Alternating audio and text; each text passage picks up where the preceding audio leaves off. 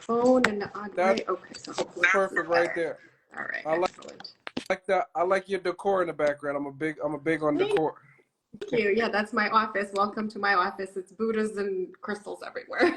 So do introduce yourself. So I'm Helen, health and wealth coach. I specialize in all kinds of relationship healing, generational trauma being at the root of a lot of the problems and troubles and struggles, and anything that has to do with relationship dynamics. It's all about energetics to me of relationships. It's the biggest language that's highly misunderstood, that causes a lot of miscommunication and disconnection between all kinds of relationships, whether they're romantic or family, lineages, parent, children kind of dynamics, friendships, it's all the same. But I think we're talking primarily about romantic types of relationships, right? Yes. So what is your thoughts on the current dating scene? I know you're married, happily married, right? But you I told am, yeah. To my high school sweetheart, actually. congratulations. That's very rare these days. So what would you say to somebody that says, "Hey, I think the dating scene has pool in it." I for one am currently in the dating scene. I don't agree with that. I just think you have to date who likes you, date who you align with. And I think a lot of these problems won't be problems if you do that. What is your opinion on that? So explain to me, what is the question exactly? Oops, sorry. I pulled my So cord. think that do you think somebody's new coming to the dating scene? Okay. Do you think that they'll have problems, or do you think it'll be convenient for them or easy for them? I think it all starts with your own perspective on things.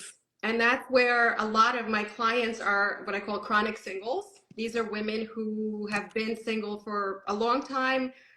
Maybe some of them have never even had kind of like a successful, healthy relationship. And it's interesting to notice it all comes down to what is your own perspective on what's waiting for you, on what's available to you. It doesn't matter, men, women, it's the same for everybody. But the reality is, if you believe, for example, that there are no good men or women out there that are available or that are available for you, which is also another major block for a lot of people, then this is going to be what the universe is going to be showing back to you all the time, because the universe always responds to what you internally put out there. So if your belief is, I'm going to put myself out there and the world is my oyster, and this incredible woman is going to meet me, this incredible guy is going to come up, and show up today for me, then that is much more real of a possibility than for someone who completely closes off and truly believes that it's not possible. So we attract who we are on the inside. We attract who we energetically align with, who we are a vibrational match to, and who we believe internally we deserve and we're worthy of attracting also. So that's a huge, huge thing that it really comes down to. I agree with you 100%. I always tell people if you hang around seven single people that are saying everybody's no good and there's no good people out there, you'll be the eighth person complaining. If you surround yourself with three or four positive couples, there's chances are you're gonna meet through maybe their friends, their family, or maybe some of your dating, and maybe that you're going because no relationship is perfect, but you could confide in those people that's in relationships, and they'll say, hey, maybe you guys should try this is what me and my partner did. But if you're around negative people about relationships, that's what you're going to get about it. What do you think about that? Do you I agree? think it's so true. I agree, because first of all, they will be unconsciously reaffirming your own story. So if you're surrounded by people who are happy couples, who are in this healthy relationship dynamics, then likely your own story is going to be, see, it's possible.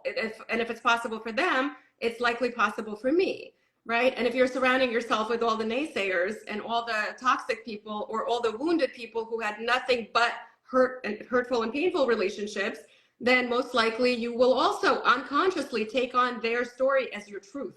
So it's super important to realize whose story you're believing. And also it's so important to discern, are the people whose advice you're listening to and whose opinions you're trusting, are they in the position to where give you you would that opinion, right? Because is that somebody you want to learn from? Is that somebody you want to trust? exactly.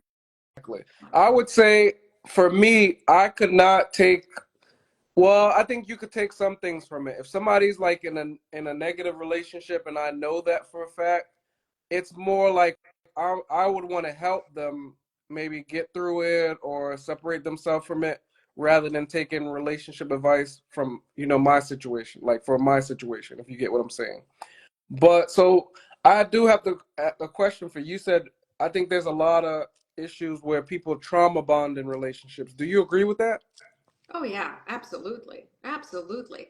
And what I often say, it's an interesting thing that I don't think a lot of people realize is when you take an unhealed, let's say, for the lack of a better word, adult who has come from not necessarily trauma, let's not call it like big trauma, I but they came from some, understand.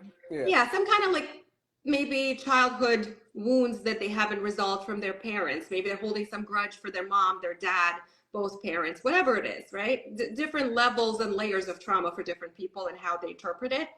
But if you take that unhealed person, that wounded person, they end up, first of all, attracting another unhealed person, usually because we attract from our wounds. And what happens is you have two essentially children, unhealed children, who are now in an adult body in the relationship with each other, and they're just mirroring each other's baggage back to each other. They're constantly triggering each other's wounds, and they're not realizing, and there's always blame of, usually in that case, of the other person, or also feeling bad, down about yourself. And this is all like this unhealthy, toxic cycle. Whereas in reality, if one only realizes that it's this wounded inner child that is simply reflecting and being reflected back with another wounded inner child, and they can elevate and heal together, then they can resolve a lot of these issues. But otherwise, what happens is basically society at large is a bunch of wounded children walking around as in relationships with each other, in relationships at work, and every dynamic.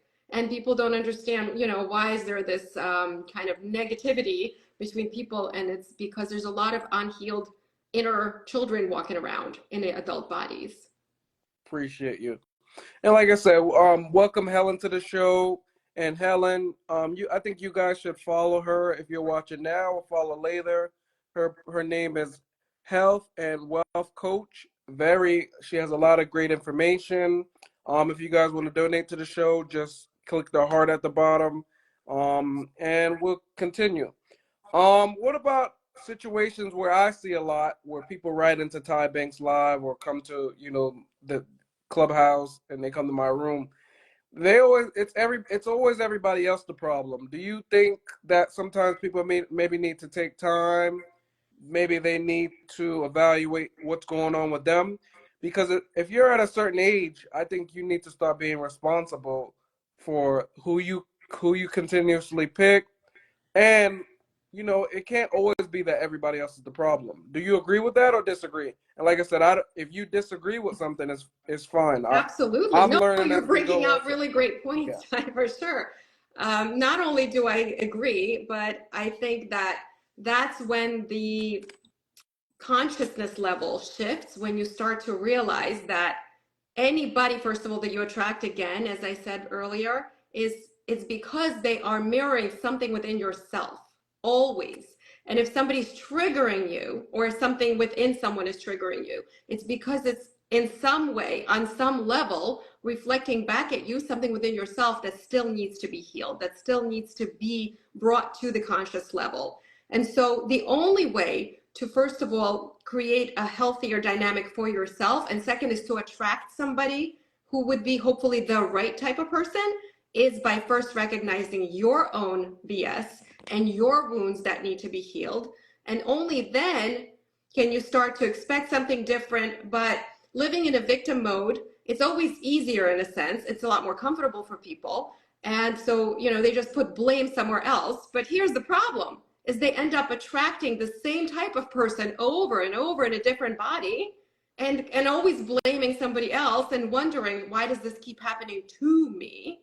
But it's not a case of a poor me. It's a case of look within. What is it in me that is attracting that type of a person to begin with? And then once you start to peel through those layers and actually get brutally honest with yourself, that's when you can start to change the dynamic. But any relationship can change only by the person acknowledging, bringing awareness, and working on themselves. You can never change somebody else. And the blame, it's this vicious game that never leads to anything, because in reality, when you start to change yourself, and boy, have I seen it in so many, it's my own life, like a million times. And in every client who's ever worked on any kind of relationship dynamics, it's incredible to witness when you start to take responsibility and ownership for your own stuff, how much everyone around you reflects and changes based on your energy and mindset shifts and all of this inner work. So I do like to. Somebody asked a question in the chat, and I love everybody that supports. I like when people constantly donate to the show. I like when people, view in. I have some people. We have a question. What is your take on love bombing? For me, I'll just say a quick summary.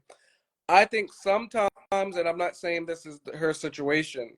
Some people think that some relationships are too good to be true, and I think sometimes some people may not be used of, people being positive, people showing love, or, a person, actually doing the right thing. So what is your opinion on love bombing? And I'm not saying that's her situation. In my opinion, I think that sometimes that is the situation. Like some people are not. It's too good to be true, kind of like people. So can you clarify the term love bombing is not something that I'm Yeah, used to see, hearing? I have a different view. I know some women usually say it, but I always get the proper definition. So if there's anybody in the chat that wants to come up, just have a good background, and we could ask a few questions. If you guys want to put a question in chat, there's a question mark in the chat, and also if Oh, you for sure. guys want to donate, just click the heart. So love bombing is a tactic is in which someone bombs you with extreme displays of attention and affection with the intent to manipulate you. Mm, Oh, with the intent to manipulate. interesting. Oh, so the intent is consciously, purposefully there? I Here's the thing. I think sometimes that this is just my opinion. Like I said, I'm not a dating expert and I don't claim to be. I think sometimes people go in really and really happy that they, got the attention of somebody they liked for a while, or there's a beautiful woman or a handsome guy that, somebody wants, and they do a lot too soon, if you get what I'm saying. Like Mm, they're ready to move the person in, maybe spend large sum of money, maybe help that person or something like that. And a lot of people, when it doesn't work out, it's love bombing. But if it works mm. out, it was love at first sight. What do you think Ah, about that? interesting. Very interesting. I have never been asked that kind of question before. I like it. It's, I would say to me, it would immediately kind of the internal alert would go off. What's the intention behind this person's actions and all of that? And if you truly start to connect to your own intuitive guidance, you know if that person is coming from the place of truly doing the right thing because they're into you, because they're really want to be there for you in this way because they just can't help, they're like madly in love or whatever.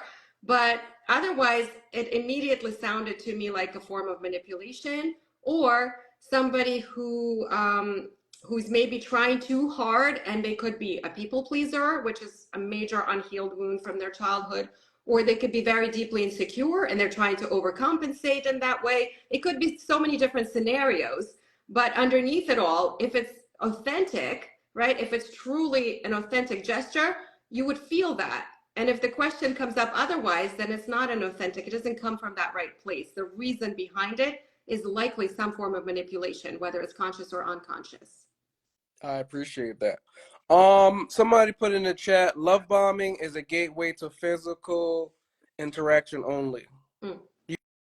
You want to comment on that, or you can skip past it if you want. Okay. I'm not sure. I don't know much about that And aspect, that's but it could be just the fine. manipulation to get somebody in bed, I guess. That would make sense. Yeah. I think that happens a lot on both sides. Um, what would your advice be to someone new on the dating scene? Maybe they recently divorced. Maybe they took some years off to dating. Do you have any advice to people? I would say for sure, get to really know yourself first. Get to Somebody really actually put that in connect. the chat also. Yeah, get to really know yourself. Number one thing that I find people really struggle with is they don't actually truly understand what they want. It doesn't matter, men, women, people say, I want a certain relationship, but in reality, they have no clue what they actually want, what they're looking for in their partner. And another huge thing is they don't understand why they want it. So if somebody is looking for truly a relationship, not a one night stand, but a relationship, right? Like a committed, healthy, long term relationship, then you've got to connect to your own stuff. Like, what is it that you're looking for? But ultimately, why are you looking for that type of relationship? Is it because you're lonely and you're just trying to compensate?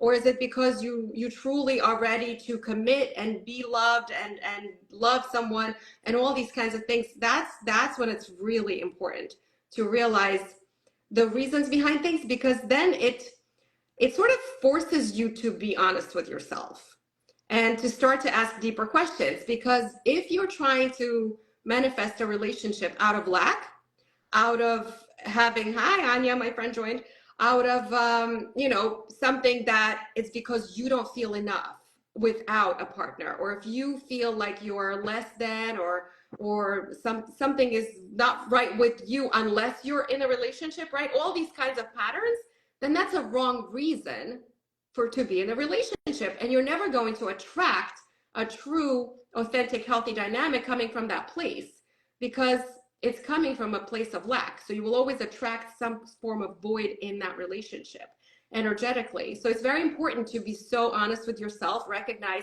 who you're looking for and why you're looking for them, and to be completely truthful with yourself and then with the other person as well once they come across your path. Does that make sense? That makes a lot of sense. Because what happens is sometimes I'll get people, like I said, I'm not a dating coach. I never claimed to be. But I get like an influx of questions, maybe from maybe women that want, a man's point of view that's positive or whatever. And I'll say, so what do you want? And they'll always talk about what they don't want. Mm. What is your opinion on that? I That's think that's a main huge. thing. I think that's a main problem with people entering the dating scene. People maybe they want a relationship and they're good people. If you ask them, hey, what do you want out of a relationship? Or what do you want from this guy? Or what do you want from this woman? They always say what they dislike about the person or what they don't want. What are your thoughts on that? That's a really great question, Ty, actually. So it's a double-edged sword. On one hand, it's really good and important to know what you don't want. And if you've already been burnt, if you've experienced some bad relationships, then it's great, because now it's your opportunity to know what you do not want. However, when you're starting to look for the right person, a lot of people still tend to get stuck in what they don't want, and they don't realize they keep on attracting more of what they don't want. I actually made a similar post earlier today about money. It's the same kind of thing. It's just like relationships, money, it's always the same thing. When you focus on what you don't want or the lack of something, you end up creating more of what you don't want. You're attracting that. So if you're trying to go on a date, and if your focus is on what's wrong with the person potentially, or what to look out for, then you're not even opening up to see what could be amazing. So you got to come in from a place of curiosity. What can this date bring? What could be different? What could be amazing? What could be, new, exciting about the possibility? And then shift the focus from everything that was wrong. Because if you're grounded in the pain and in all the past experiences and all the old patterns and wounds, and you continue to look for that, this is all you're going to see. This is all that will be brought to your vision, because that's the filter through which you're seeing everybody that comes into your life. Does that make sense? It makes perfect sense. And a lot of people are agreeing with you in the chat also. What do you think about attachment styles? Do you think there's a specific like attachment styles? I keep hearing this now. I mean, there's a lot of, popular notions that come in. People like to talk about attachment styles, although I do think it's helpful to understand that as well as, a lot of people find it very popular to talk about the love languages. But the reality is, I'm not huge on putting label on things. Um, Certainly, psychology has a great place of explaining things to people. And if that's where somebody is mentally, if it helps them to understand themselves better, then great. I'm all for kind of, getting into the core of who you are. And if you understand your attachment style, and if that label helps you to then connect the dots, then it's amazing. But definitely, there is some correlations. There is some sort of reasons why people who have had certain types of trauma or certain types of childhood patterns that will end up having certain attachments, like the anxious attachment or for me, for example, I was definitely codependent with my husband for many years. And that's because I had a lot of trauma in my childhood. And those unhealed wounds, they needed this constant validation. They needed like all this, safety and security. And at some point when I was going through this whole healing journey, I was recognizing that, I'm changing, I'm evolving, and suddenly I'm not this needy person anymore. And our dynamic was shifting, and it was just an interest because I'm an observer always. I observe, I tend to analyze since I was a little girl. So it was interesting for me to even witness that, how my own attachments, I guess if you want to go into that, styles were changing, directly in a relationship.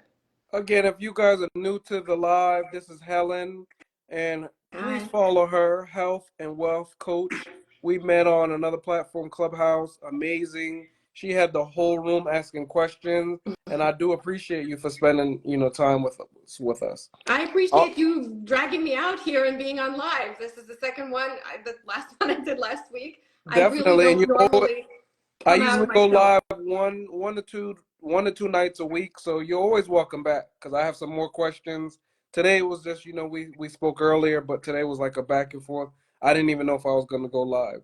So a lot of times, people have these stories where I have to stop them, and and I had a person on alive maybe about 2 years ago. They had issues in the dating phase, and they got in a relationship. When they were in a relationship, they had issues, then they got engaged. When they were engaged, they had issues, and then they got married. When they got married, they had issues, and then they ended up with a divorce. When do you think people should say, hey, you know what? We're not aligning, and it's okay. Maybe we shouldn't go forward. What would your advice be to someone that comes to you like that, like a client or even a friend? You know, that's an interesting question because it's not so simple. It's not all just black and white. It's kind of like you have to realize where is the issue ultimately? Where's the root cause, right? Because the issue can be very different in different relationships. And it's okay, for instance, if people disagree, and the issue might be for some couples, they just don't communicate well. They don't speak the same language to each other because they might have been brought up in very different households, and so they just simply do not understand the way that the other person communicates. So that could be easily resolved, right? As long as they do some work, even by seeing some counselor or therapy, I don't know. It could be certainly helped. But if it's some deeper relationship issues where people are just not aligned at their core values, they don't have much in common, and perhaps they connected due to either maybe great sex, or maybe they just did it out of desperation, a fear of being alone, or whatever that reason was that was the wrong reason to begin with, then eventually those relationships will be bound to break. That it's just not inevitable. And I always tell people, I hear like issues with relationships, and I think a lot of these things could be avoided if you date somebody that truly likes you, truly loves you. And we talk about placeholders, we talk about people that are dating for just physical, or people just dating for financial sometimes. Mhm. I think once you meet that person, there's not going to be a doubt. With me being a single guy, kind of success, kind of established, successful. If I have to question her motives or question the relationship or question the dating phase, I'm not gonna escalate it from dating to relationship. Definitely not gonna do it from dating. I mean, from a relationship to engagement, and I definitely wouldn't do it from engagement to making her my wife, if you get what I'm saying. Yeah, and a lot of times times the red flags are already there. And it's the question of, are you just like refusing to see them, right? Or are you just settling? Because a lot of people settle and then they think that the problem will go away. But if you're settling, it's not likely to go away. The problem's only going to get worse. Things will exacerbate, and eventually even the things that you thought were cute with somebody in the beginning, they'll start to annoy you. So you kind of have to really be prepared. And I think ultimately it comes down to the big question is this relationship worth fighting for, worth investing in? And I don't mean money, I mean your energy, the effort, investing in that, because ultimately that is your biggest currency. And is this somebody that you see yourself spending your old age with? Is this somebody that you have a lot of good conversation with, and somebody that can really, that you're not going to be annoyed by and bored with? Because all those things play a big role. And people do change and evolve. With my husband, I've been with him for over 30 years, since we were kids. Mm-hmm. And I'm in my 40s now. So imagine, like, we've gone through from being teenagers to being in our 20s and then 30s and 40s, and through high school and then through college, and then completely different parts of our lives. We were living together through all of it since we were young too, but we were becoming very different people. And as you grow and evolve, it was always this, it's kind of like every day and every year is this new opportunity to recognize and continuously put the effort in, and asking yourself, is this worth it? Because a lot of times, and believe me, there were many moments when either one of us could have said, screw it, it's just easier to walk away, because life is hard and life throws all kinds of curveballs at you. But that's the crossroads that every relationship will always reach. And that's something that you have to be honest with yourself every single time. Is it worth it? And if it's not, that takes some radical honesty too, because sometimes people will stay in a bad relationship just because it's almost easier. They'd rather stay in a familiar, crappy relationship than to actually take some step and try something different, because it's scary, it's unfamiliar, and it's out of your comfort zone. Okay. So my main thing is vetting questions. You know what? I always do this for my guests. Is there anything you want to share that like you want to bring to the table at all, or you're fine? As far as anything you want to promote, anything you want to a Oh, well, I'm message. happy to share with your audience, if anybody Yeah, is definitely. interested. My book, Unhack Yourself, has finally been released. It released on International Women's Day, March 8th. So it's And where available can they on pick this up Amazon. at? Sorry? Where can they pick the Amazon or? Amazon, Barnes and Nobles. Amazon, I guess, is the easiest way. For anyone that has Kindle, it's available on Unlimited, actually for free. And then there's a soft cover, which is the black and white version. And I didn't bring my hardcover into my office. The hardcover is the beautiful full color edition.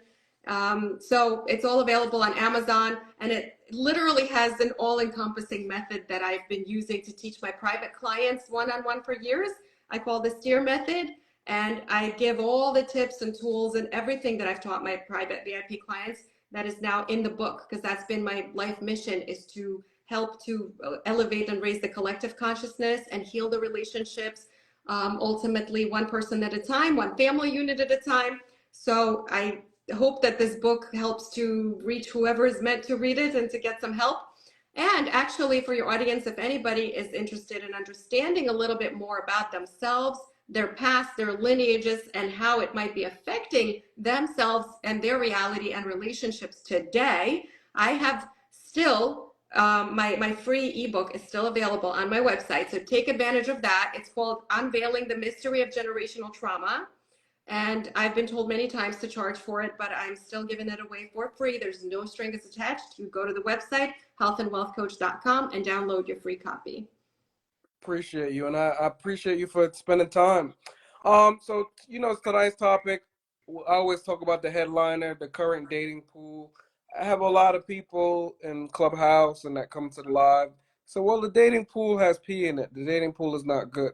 And one thing you said that I always say, if you look the way you look at things and look at your prospects, if you look at it negatively, that's what you're gonna get. I don't think you could go into a dating phase or going to a business or going to a marriage with a negative mindset, the result is going to be negative. So, Absolutely. yeah, And it's more than just mindset, it's the expectation. And whatever you expect, you will get. So if you think that the pool is full of pee, then that's what you're going to get. But trust me, the pool is nothing wrong with it. If anything is not showing up for you in the way that you are looking for, then always look for the answers within yourself and ask yourself, where am I peeing in that pool? This is a great analogy. I like it. I'm going to use it with my ladies. definitely. And do you think it's time? Do you think it's ever? Well, I think I already know the answer for that you're gonna say. Do you think it's time? Do you think it's ever time for someone to just say, "Hey, maybe I need to take a break from dating and going out and stuff like that, and maybe take a solo trip, maybe go on a solo, a solo dinner with yourself, maybe take up a hobby that you always want to do." What is your opinion about just taking a break from dating? I think it's a great idea, especially for someone who maybe has been too busy in a constant sort of dating mode. Then you almost, once again, lose yourself in that pool. You forget who you are underneath it all, without all the dates, without all the noise. And how can you attract somebody authentic when you're not being authentic with yourself? So I think it's a terrific idea to really just pull back and get reconnected with your true self, with your authentic soul level self, to recognize what it is that you even want. Because maybe you were looking in the wrong pool to begin with. That's true. I think a lot of times people keep dating the same people over and over. Just same mindset, same whatever, but a different body or whatever. Yeah, exactly. Someone said, don't take a break for too long. Well, that depends on the person and what they're going Definitely for. subjective. Yeah, very subjective So for sure. Somebody could take a day, somebody could take a few years. You never we'll know. we'll stay on another 5 minutes. Anybody in the chat that has any questions for me or Helen? Any questions? Nothing's off the board. Just be respectful. Absolutely. I'm gonna scroll and see. There was some kind of questions. I think I saw before. Yeah. Let's see. Men focus on aesthetics, women focus on lifestyle, and that's the problem. Again, when somebody has that belief at the core, that is what you're always going to see. That's not been my reality. That's not been the reality for a lot of my clients, because once you change your core belief, I promise you the universe always delivers a reflection of your core energy, belief systems, your own stories, and expectations. So if you're someone that is completely set in that story and belief, that men are only looking for appearances. I have some clients who literally say, oh, these guys, they only want younger girls, and they're only looking for this type of girls, and they have to look this way, and blah, blah, blah, blah, blah. And I'm like, oh my God, look what you're just creating for yourself. Meanwhile, tell me, do you not have this girlfriend who just found this incredible man, and she's, totally opposite of all the stories that you just gave me? Yeah. Okay, well, then there's your proof as well, right? So why do you choose to believe that? But it becomes this unconscious story, unconscious pattern that keeps on replaying in your mind.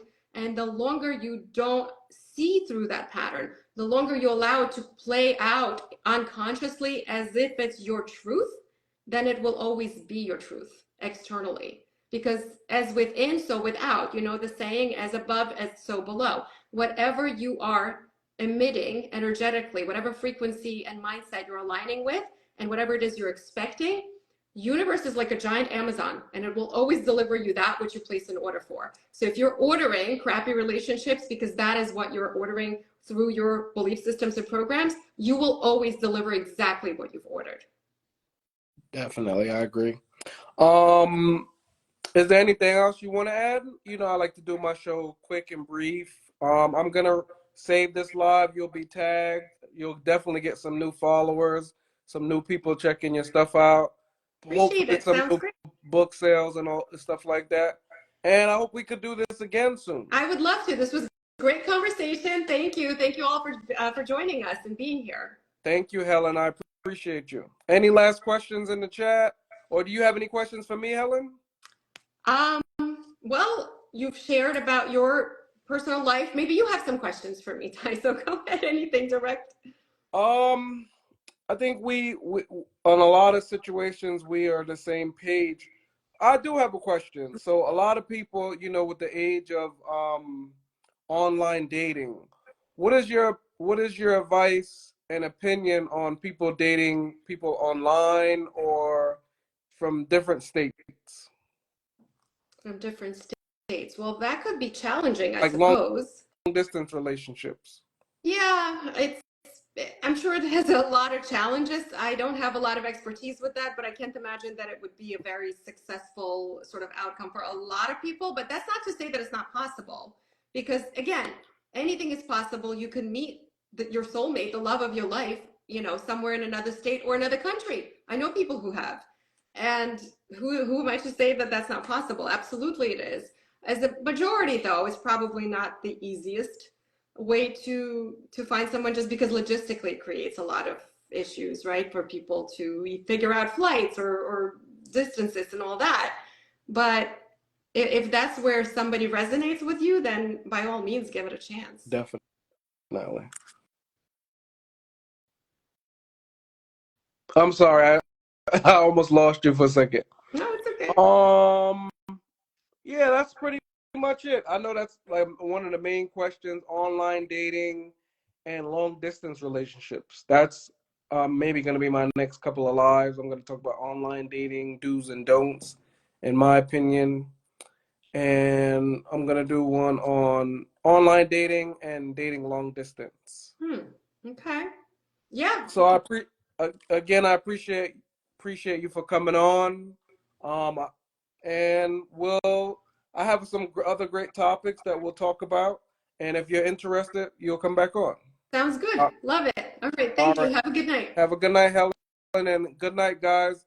And definitely make sure you guys check out Leaf Spire Drinks, and he'll be tagged on the bottom of his page. They Awesome. sponsor some of the shows. All right, Sounds great. appreciate it.